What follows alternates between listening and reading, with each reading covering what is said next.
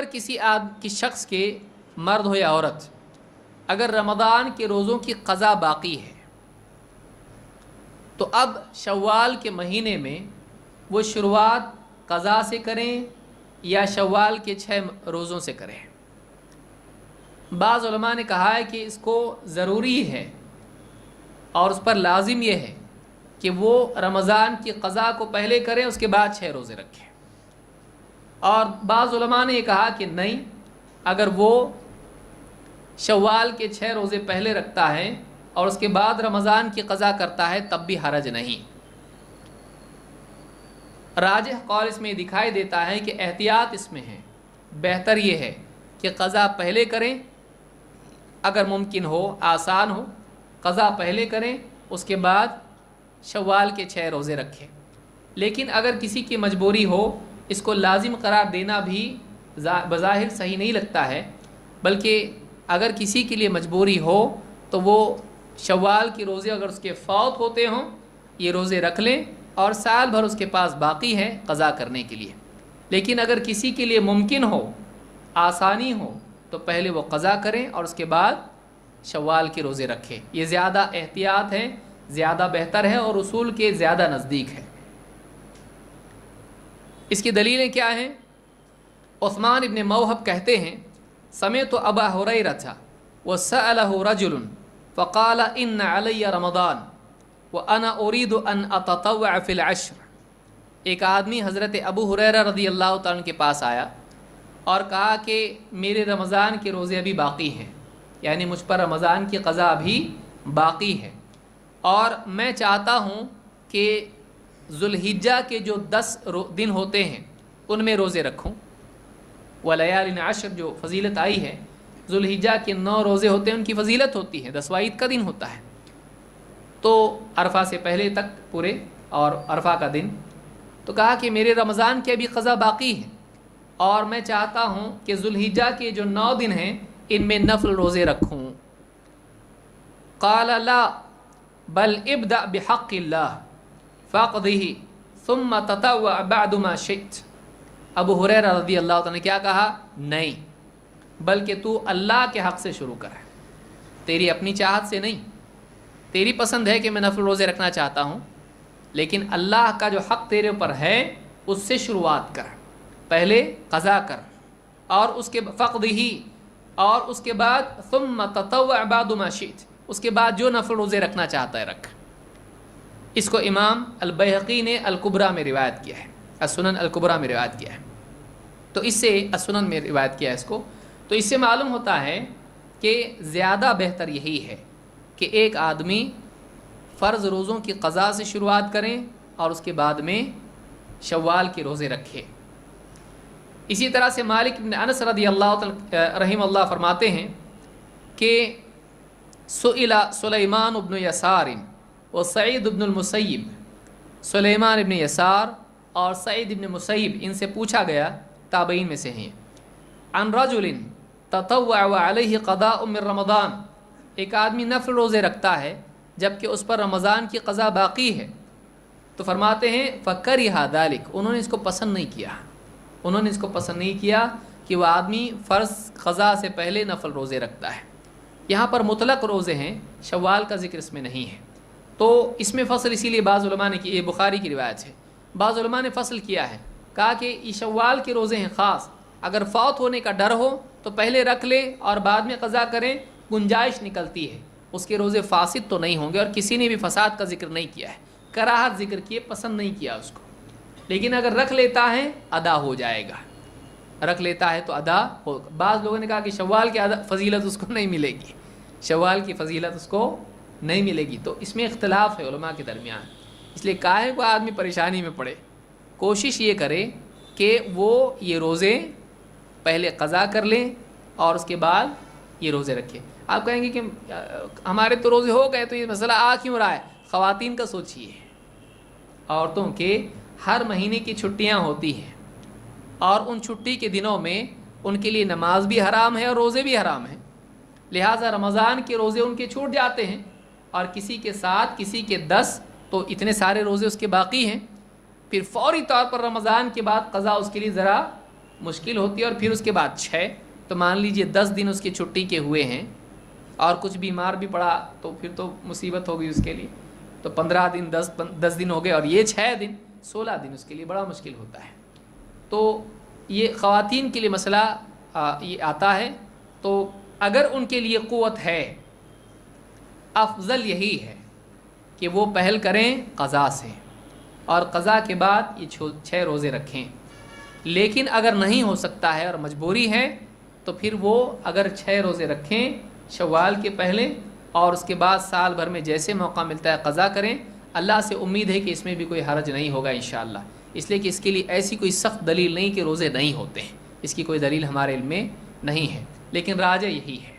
اس لیے کہ ایک حدیث میں اللہ کے نبی صلی اللہ علیہ وسلم فرماتے ہیں وما تقرب الی، حدیث قدسی ہے، وما تقرب الی عبدی بشیء احب الی مما افترضت علیہ، میرے نزدیک میرے قرب والا عمل فرض کے سوا اور دوسرا، یعنی فرض کے مقابلے میں اور کوئی عمل نہیں ہے۔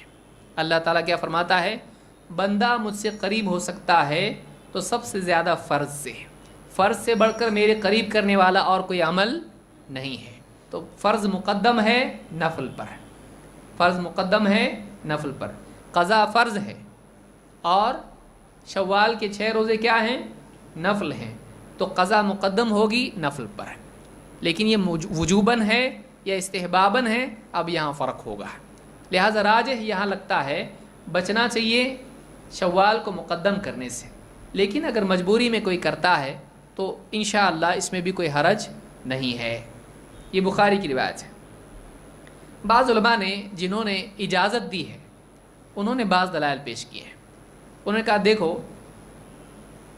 جیسے جن لوگوں نے منع کیا ہے انہوں نے کیا کہا کہ کوئی آدمی اگر رمضان کے روزے باقی ہیں اور شوال کے روزے رکھتا ہے قضا سے پہلے، تو یہ کہا ہی نہیں جائے گا کہ رمضان کے روزے رکھے پھر شوال کے، کیونکہ ابھی تو رمضان کے پورے رکھے ہی نہیں ہیں۔ حدیث میں کیا ہے، جو آدمی رمضان کے روزے رکھے اور اس کے بعد شوال کے 6 روزے رکھے، تو ابھی تو رمضان کے روزے رکھے ہی نہیں، اس کے باقی ہیں، یہ کیسے کہا جائے گا کہ اس نے رمضان کے روزے رکھے اور پھر شوال کے رکھ رہا ہے؟ یہ اسی کے لیے کہا جا سکتا ہے جس کے رمضان کے روزے مکمل ہوئے ہوں اور پھر وہ شوال کی 6 روزے رکھیں۔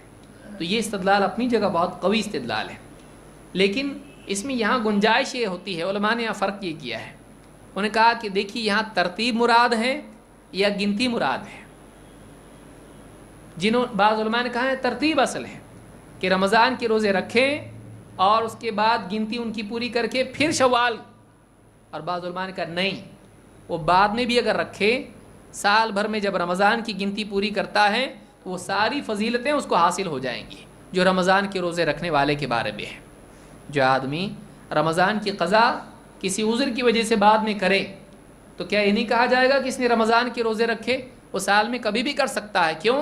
اس لیے کہ اللہ نے اس کے لیے اجازت دی ہے، اس کے لیے اجازت دی ہے کہ وہ سال بھر میں دوسرے ایام میں کبھی بھی روزے رکھے، اس لیے وہ گناہ گار نہیں ہو سکتا۔ اس کے لیے شوال کی قید نہیں ہے، اس کے لیے شوال کی حد نہیں ہے، سال بھر میں وہ کبھی روزہ رکھ سکتا ہے۔ لہٰذا اگر وہ پہلے شوال کے روزے رکھے اور بعد میں رمضان کی قضا کرے تب بھی کوئی حرج دکھائی نہیں دیتا ہے۔ جیسے ایک حدیث میں اللہ کے نبی صلی اللہ علیہ وسلم فرماتے ہیں اذا مرض العبد او سافر کتب له مثل ما كان يعمل مقیما صحیحا، اگر کوئی آدمی بیمار ہو یا سفر میں ہو اور اس کا عمل چھوٹ جائے، کتب له مثل ما كان يعمل مقیما صحیحا، تو جو عمل صحت مندی کے دور میں اور مقام پہ رہ کر وہ کرتا تھا، سفر میں چھوٹ گیا، بیماری میں چھوٹ گیا، اس کے لیے وہ عمل لکھا جاتا ہے چاہے وہ نہ کرے۔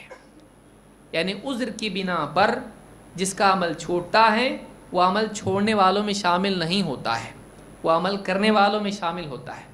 تو یہ عیب نہیں ہے کہ کسی کا کسی عذر کی وجہ سے رمضان کا روزہ چھوٹا ہو، اگر وہ آدمی بعد میں بھی قضا کرتا ہے اور پہلے ان روزوں کو رکھتا ہے تب بھی ایسا آدمی وہ ثواب پا سکتا ہے، اللہ سے اس کی امید ہے۔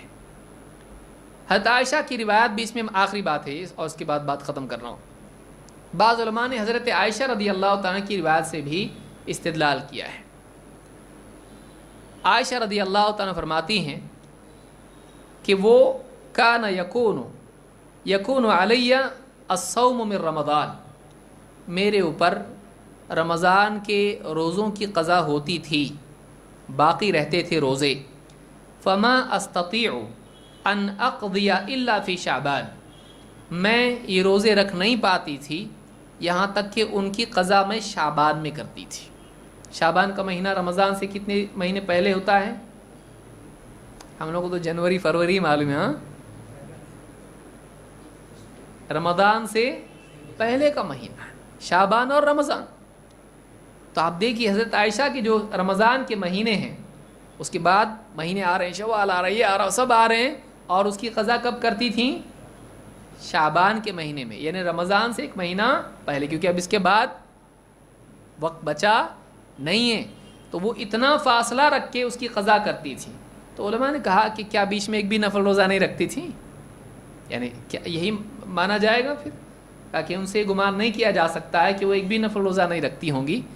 और ख़ास तौर से इस एतबार से भी कि आप सल्लल्लाहु अलैहि वसल्लम उनके यहाँ भी रोज़े से रहा करते थे, तो क्यों नहीं रखती थी? ऐसा उनके बारे में गुमान करने की बजाय यही माना जाएगा कि वो सारी फजीलत के जो रोज़े दरमियान में आते हैं उसका अहतमाम वो इंशाअल्लाह ज़रूर करती होंगी। बाद उलमा ने कहा दलील है कि वो करती थी। तो ये काफ़ी इख्तलाफ इसमें है। तो इसलिए ये दलाल मैंने बताना ज़रूरी समझे ताकि आपके जहन में दोनों बातें रहें। एक और रिवायत, ये बुखारी मुस्लिम की रिवायत है, एक और रिवायत है जिसमें फरमाती हैं मा क़दैतु शैअन मिम्मा यकूनु अलैया मिन रमज़ान इल्ला फ़ी शाबान हत्ता क़ुबिदा रसूलुल्लाह सल्लल्लाहु अलैहि वसल्लम, कि मैं रमज़ान के रोज़े जो मेरे ऊपर बाकी रहते थे, क़ज़ा करने होते थे, उनकी क़ज़ा मैं नहीं करती थी। कब तक? शाबान तक। शाबान में उनकी क़ज़ा करती थी, यहाँ तक कि अल्लाह के रसूल सल्लल्लाहु अलैहि वसल्लम की वफ़ात हुई है। सारी ज़िंदगी मेरा मामूल यही था। कब तक? नबी सल्लल्लाहु अलैहि वसल्लम की वफ़ात तक। क्यों ऐसा करती थी? उलमा ने इसकी वजह बताई कि अल्लाह के नबी सल्लल्लाहु अलैहि वसल्लम की खिदमत की वजह से, कि अगर आपको बीवी की ख्वाहिश हो तो ये रोज़े से ना रहें। लेकिन शाबान का महीना अल्लाह के नबी सल्लल्लाहु अलैहि वसल्लम बहुत रोज़े रखते थे, नफल रोज़े। तो जब आप सल्लल्लाहु अलैहि वसल्लम रोज़े से होते तो आपका ये मामूल नहीं था कि बीवी के करीब ज़्यादा जाएं, क्योंकि रोज़े में आदमी ये नहीं करता है। लिहाजा उन दिनों में उनको गनीमत जानकर हज़रत आयशा उनमें भी रोज़ा रखा करती थी। तो ये इल्लत उलमा ने ज़िक्र की है। तो इससे बात मालूम होती है कि हज़रत आयशा रदी अल्लाह तआला अन्हा रमज़ान के रोज़ों को मुअख्खर करती थी। कब तक? शाबान तक। तो अगर कोई आदमी ये नीयत रखे, अज़्म रखे कि मैं शाबान में इसकी क़ज़ा करूँगा तो गुनहगार नहीं होगा। बाद उलमा के कौल से मालूम होता है कि उसको जल्दी करना ज़रूरी है, वरना गुनहगार होगा, उसी हाल में मर गया तो क्या। लेकिन ये बात सही नहीं है। एक आदमी जो इबादत का अज़्म रखता हो, क़ज़ा का अज़्म रखता हो, और उसके लिए वक्त मुवस्सा हो, उसके लिए वसअत अल्लाह ने दी हो, तो हम कौन होते उसको तंग करने वाले? समझ में आ रही बात? हम उसको तंग नहीं कर सकते हैं। और एक मसला है कि एक आदमी के ऊपर क़ज़ा अगर फ़र्ज़ है तो उससे पहले नफल मुक़द्दम कर सकता है कि नहीं। एक दलील देता हूँ और बात को ख़त्म करता हूँ। अल्लाह के नबी सल्लल्लाहु अलैहि वसल्लम सफ़र में थे और आप सल्लल्लाहु अलैहि वसल्लम रात में सोए। हज़रत बिलाल रदी अल्लाह तआला को ज़िम्मेदारी दी कि हमको जगाना, और आप लेट गए, आपकी आँख लग गई, हज़रत बिलाल की भी आँख लग गई। जब आँख खोली तो सूरज निकला हुआ था, फजर की नमाज। कहा कि जगाया क्यों नहीं? कहा कि जिसने आपको सुला दिया उसने मुझको भी नींद दे दी। इख्तियार थोड़ी ना है आदमी का, अदब के साथ कहा जिसने आपको सुलाया उसने मुझको भी नींद दे दी। और उसके बाद आपने कहा कि यहाँ से चलो, यहाँ शैतान का असर है, इतनी बड़ी इबादत हमसे छूट गई, चलो यहाँ से। कुछ आगे चले गए और वहाँ जाकर आप सारे सहाबा ने वज़ू किया, और उसके बाद कुछ सहाबा ने सुन्नत जो फजर की होती है वो भी पढ़ी, और उसके बाद फ़र्ज़ नमाज अदा की गई। इस हदीस में इस बात की दलील है कि अगर आदमी पर फ़र्ज़ हो, बाकी हो, तो उसमें किसी सबब से अगर कुछ ताख़ीर हो जाती है तो इसमें उस पर कोई गुनाह नहीं। वहाँ भी पढ़ सकते थे, फ़ौरन पढ़ो, अभी نہیں، کہا کہ یہاں سے نکلو دوسری جگہ جائیں گے، آگے جا کر آپ نے قضا کی۔ نمبر 2، صحابہ میں سے جن لوگوں نے سنت نماز پڑھی، آپ غور کیجئے، باقی کیا ہے؟ فرض باقی ہے، اور سنت نماز کیا ہے؟ فرض سے چھوٹا کہ بڑا ہے؟ وہ نوافل میں شامل ہے، وہ زائد ہے، وہ فرض نہیں ہے۔ تو یہ نہیں کیا گیا کہ ابھی اپنے اوپر کیا ہے؟ فرض باقی ہے تو سنت کیوں پڑھ رہے ہیں، پہلے فرض پڑھو، تو ایسا نہیں کیا گیا، بلکہ فرض باقی ہے، معلوم نہیں زندگی کا بھروسہ نہیں، ایسا سوچے وہاں پہ نہیں، بلکہ انہوں نے سنت پڑھی اور اس کے بعد فرض نماز بھی پڑھی۔ تو یہ کچھ دلائل ہیں جس میں غور کرنے سے لگتا ہے کہ اتنا سخت معاملہ نہیں ہے۔ اس میں یہ کہا جا سکتا ہے کہ افضل یہ ہے کہ رمضان کی قضا کو مقدم کریں، لیکن لازم کہنے میں دل مطمئن نہیں ہے۔ اگرچہ بعض علماء نے، بڑے علماء نے بھی یہ بات کہی ہے، لیکن اس میں کوئی خاص ایسی صریح دلیل ہم کو نہیں ملتی ہے جس سے یہ حرام کر دیا جائے کہ یہ حرام ہے کہ ایک آدمی مقدم کرے شوال کو رمضان پر۔ حرام کی کوئی دلیل ہم کو نہیں ملتی ہے، یا روزوں کے فاسد ہونے کی دلیل ہم کو نہیں ملتی ہے۔ اگرچہ کہا جا سکتا ہے کہ اس میں کراہت ہے، افضل یہی ہے، لیکن اس کے لیے حرمت کی دلیل ہمارے علم میں نہیں ہے۔ تو یہ کچھ باتیں تھیں جو اس معاملے میں تھیں۔ اللہ رب العالمین ہم کو نیک اعمال کی توفیق عطا فرمائیں، اور اللہ تعالیٰ صحیح بات تک پہنچنے کی ہم کو توفیق عطا فرمائیں۔ جو باتیں میں نے کہی اگر صحیح ہیں تو اللہ رب العالمین قبول فرمائیں، اگر اس میں کوئی سمجھ میں غلطی ہے تو اللہ تعالیٰ معاف فرمائیں، اور اللہ تعالیٰ صحیح پر عمل کرنے کی ہم کو توفیق عطا فرمائیں۔ اقول ھذا واستغفر اللہ لی ولکم۔